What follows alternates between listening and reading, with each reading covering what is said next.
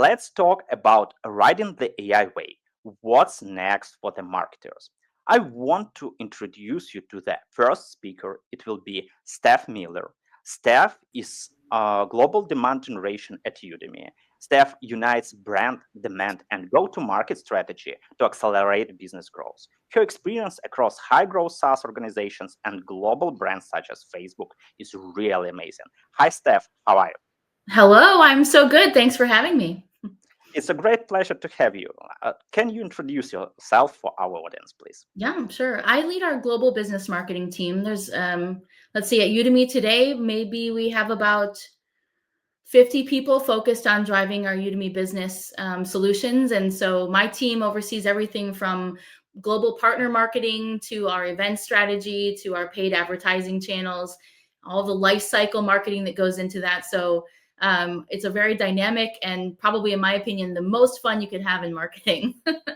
Steph, I'm so excited to have you on our conference and to chat with you the role of AI. I've prepared few Blitz questions. Let's start from them, and after that, I will start from the questions that you've already seen and prepared your answers. So Great. let's start from the first Blitz question: move fast with the AI or play safe?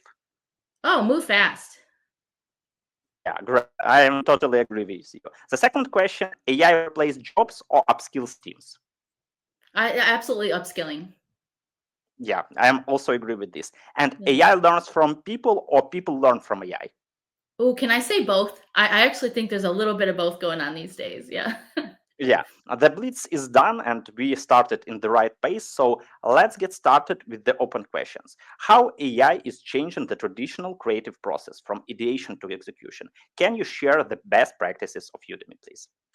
Yeah, I think what I'm seeing today is that we're really investing in where we put our energy, and AI should be, if we're doing it right, in everything. It was think about how do we embrace tools and technology to give us the space and time to get more creative, to focus on the human to human connection that makes work actually quite more enjoyable. And then we also think about where we can optimize, our existing workflows and processes. So when I think about this from the lens of creativity and marketing in Mhm. general, I see that we are moving from what used to be a very traditional marketing process of define the audience, write a brief, sit down with the creative team and kick off that process. You would then wait maybe a few weeks to get insights and research and maybe a proof of concept of a new direction. And I'm seeing that happen in minutes and in days now instead. What that is really unlocking for us, especially at Udemy, is our ability to riff on a good idea, to make it a great idea, and then to really be able to pressure test that in real time. So we can generate, a first set of prototyped images or creative direction quite quickly. The team has really leaned into new tools and tooling within Figma, Canva, you name it. I think that world of design in particular has been very interesting. But we're not only stopping there, we're then going to get feedback from our stakeholders. We work very closely with our sales organization, as you can imagine. And so we can get feedback loops much faster now so that we can iterate and we can go to market with something a lot faster than we used to be able to. So that's really, I think, the number one creative use case for where I'm seeing us plug in.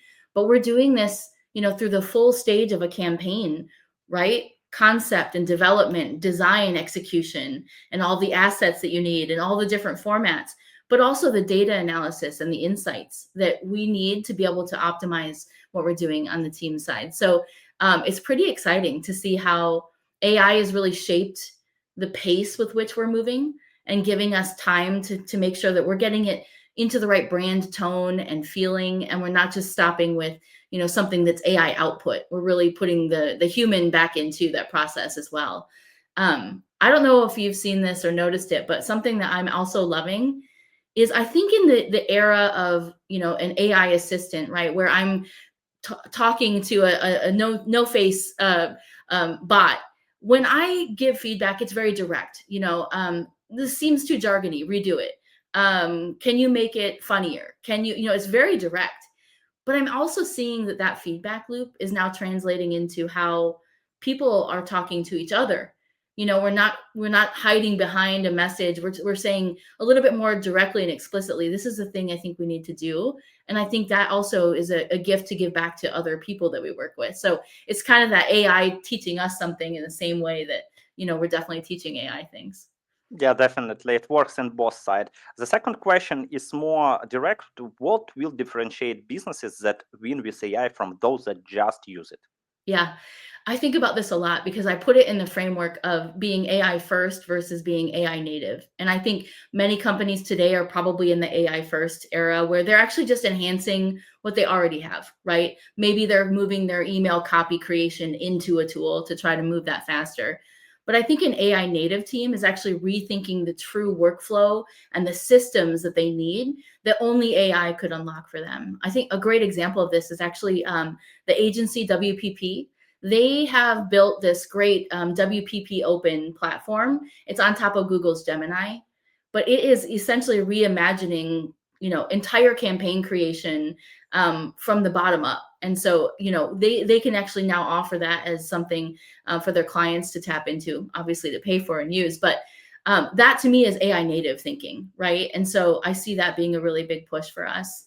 I do think that the businesses that are going to win are going to put the learning of AI and take it out of just skills development into actually doing, right? So you can watch a course, you can maybe lean into something a bit and try to improve your processes, but until you actually go into the doing of AI and are using it on a daily basis, that's where the true unlock happens. That's where the innovation happens. That's where you get time back to really think about what could be an unstoppable advantage. And I think that's where businesses who really lean into that AI native thinking are going to win. Yeah, definitely. The next question, it will be not exactly about AI native thinking, but it's about the thing that definitely as AI powered platform, as a leader in online education, Udemy can answer. What the best way to train existing teams to collaborate effectively with AI systems? Yeah, I love it.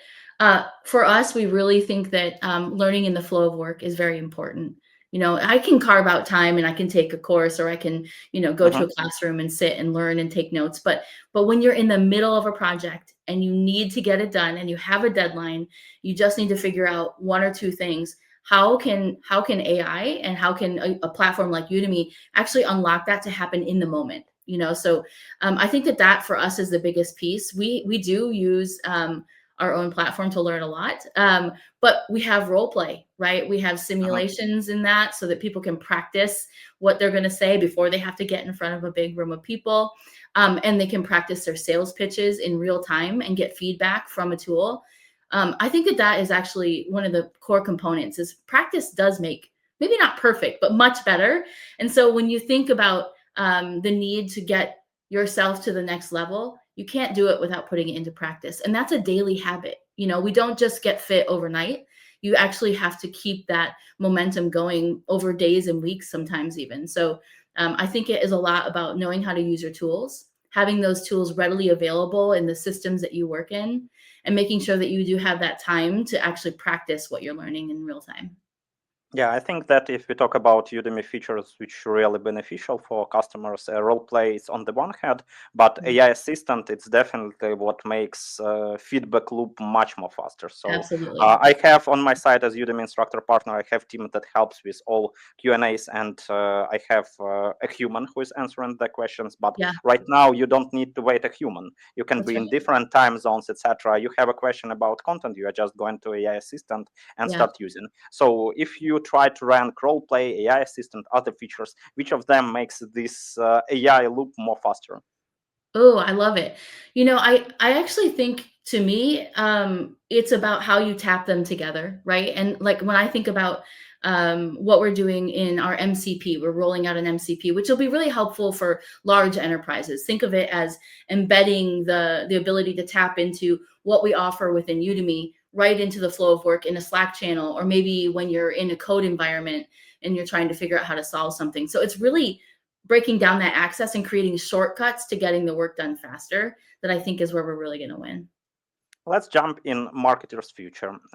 We are marketers. 17 years ago, we started as digital marketing agency, and everything was good. But in 2022, Sam Altman told that, dear marketers, we will kill you. We will change your job, and 90% of marketing jobs will be automated with AI. Yeah. How do you see this AI-driven world? What skills will marketers need to stay relevant? Definitely, right now, we understand that the main paradigm is not about changing people. We are changing people with Right. people who know AI. Yeah. But marketer in AI driven world in 2030, how do you see this Yeah. guy?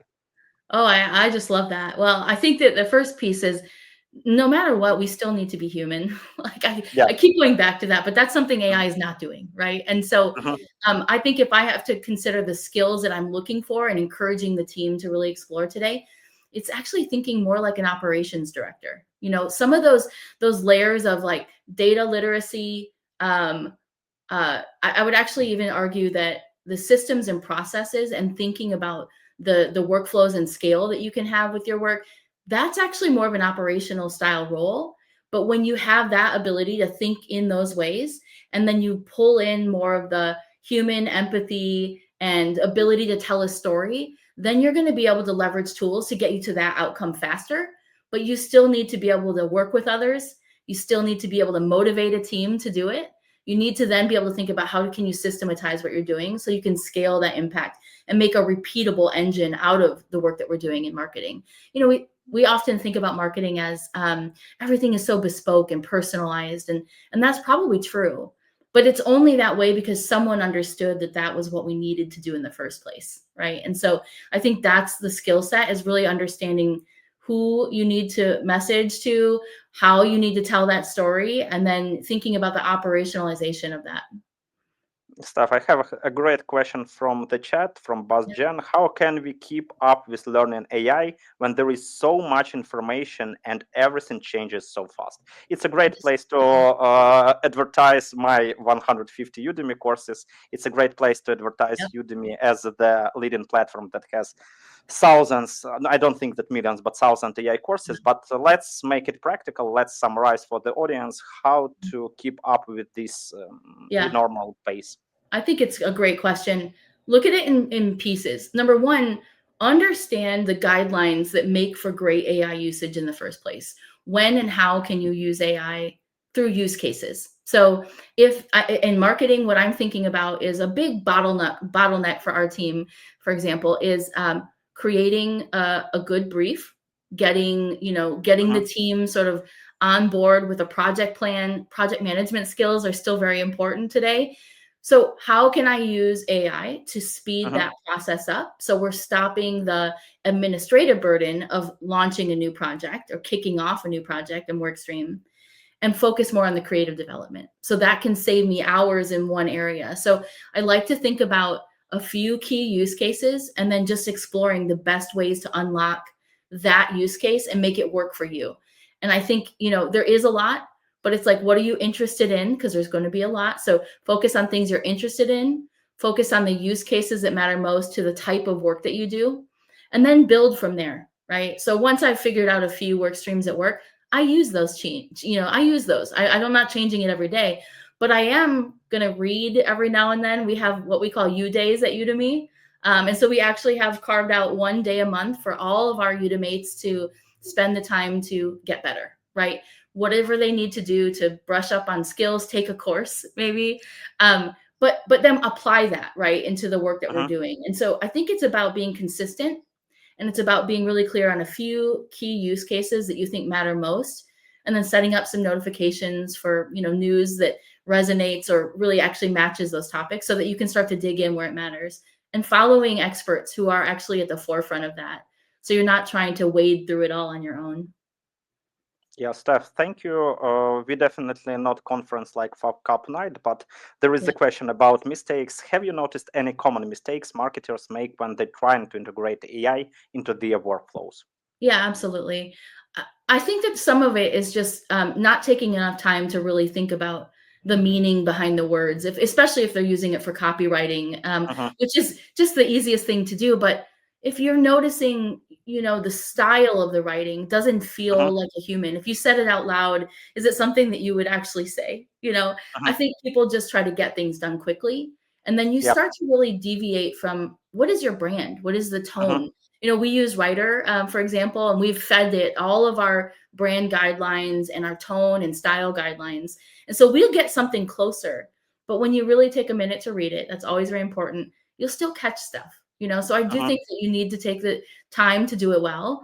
I think another big mistake that I'm seeing is people do limit themselves to just one tool. Like maybe they had access to something. ChatGPT. Yeah. Yeah, they get into ChatGPT and then they never try anything else. And it turns out that Claude might be better at some stuff. And Yep. so, you do need to sort of explore, I think, across platforms what works best for the type of work that you're trying to do and not get stuck in the, well, this is how I do it, because it's way too early. In the world of AI, if we get stuck on one thing now, I think that's going to hurt us later too. Yeah. We have another great question from chat. Evgeny is asking, could you please tell how we can use AI in strategic marketing? You just messaged that copywriting is the easiest, like tactical task where we can use AI. But if we talk about the strategic marketing, you are definitely a strategic marketer. Yeah. So what can you tell in this case? Yeah. Well, I'll share a couple of very practical examples. For one, I used Notebook LM to Mm-hmm. distill down.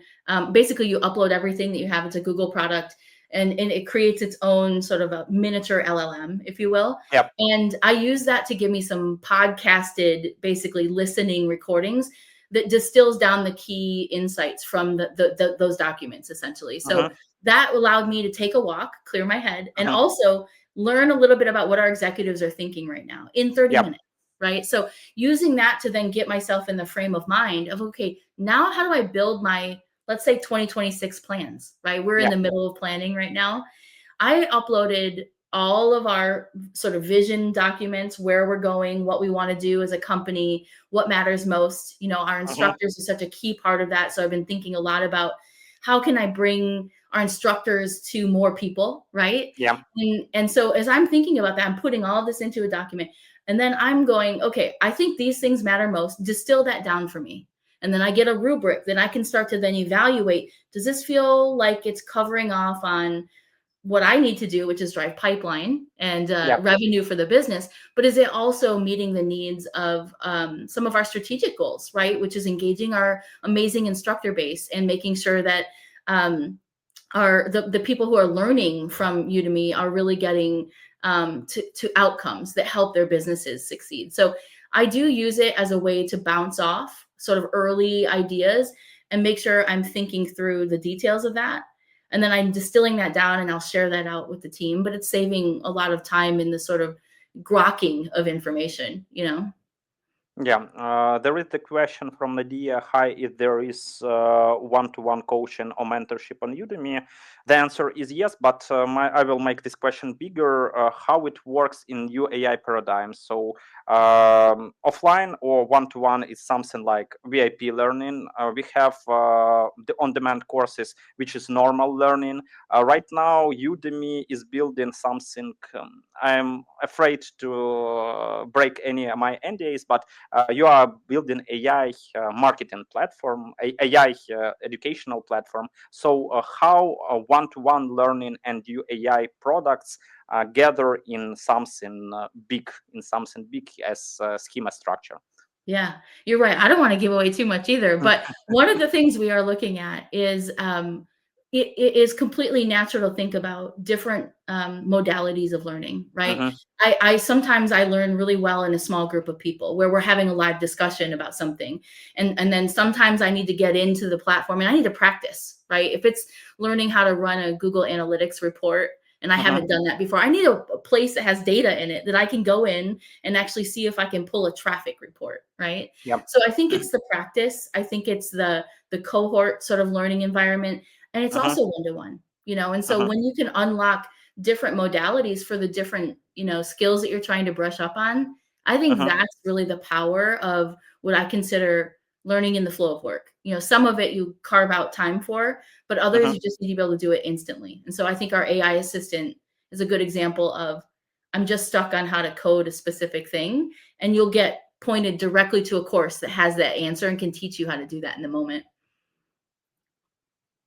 Steph, we have maybe a few more questions that I need to ask. If you could give one piece of advice to marketing teams just starting to ride the AI wave, what Yeah. would it be? Thank you for asking. Okay, I think about this a lot because I wouldn't say we've fully crested the wave yet. There's a lot that we're still doing, but I think it's really making sure that you're thinking about not just being an AI first company, but AI native.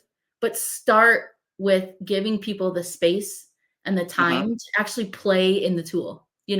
I remember the first time I built my own custom role play, I was like, "This is the coolest thing." I tried to call my dad and tell him about it, but the truth is, like, I wouldn't have done that if I didn't have the time set aside to just get in there and try to make something. And I think it does start as leaders with doing it ourselves and not just telling everyone else to do it.